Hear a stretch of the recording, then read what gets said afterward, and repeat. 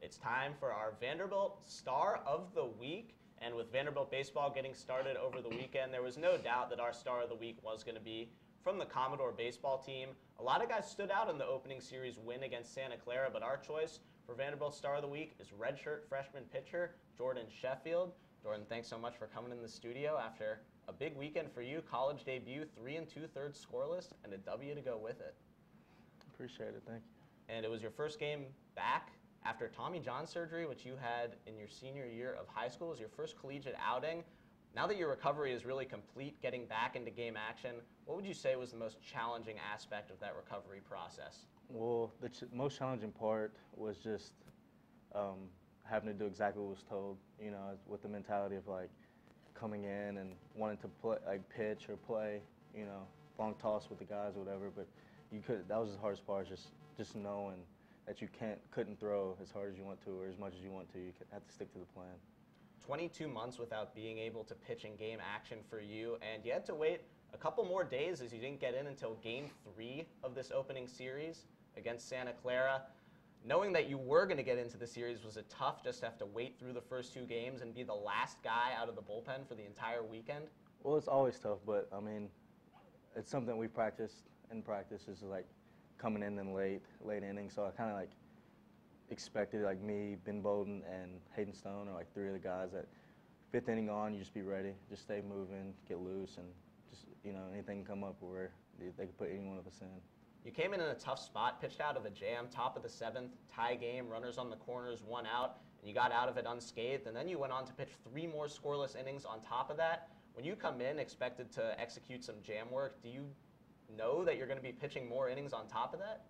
Well, you don't know. You just kind of like, you just go. Like, as far as the game lets you, or as long as you're feeling well and as long as the coach has no other plans behind you, you just do what's best for the team. And I guess at that point it was best. So.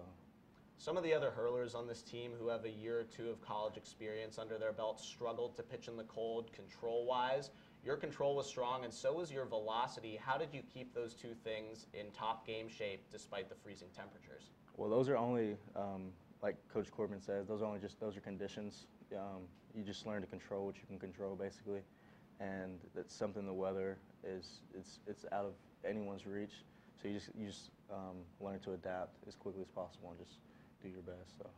Your fastball, a consistent 90 plus in your first college outing, and you reached 96 at one point. How would you grade your secondary pitches, though, looking beyond that fastball through one college outing? Well, it's something I'm definitely working on right now. It's kind of a curveball and a changeup, which is definitely not as great command as my fastball, but it's something I'm working on every day. So hopefully I'll get better.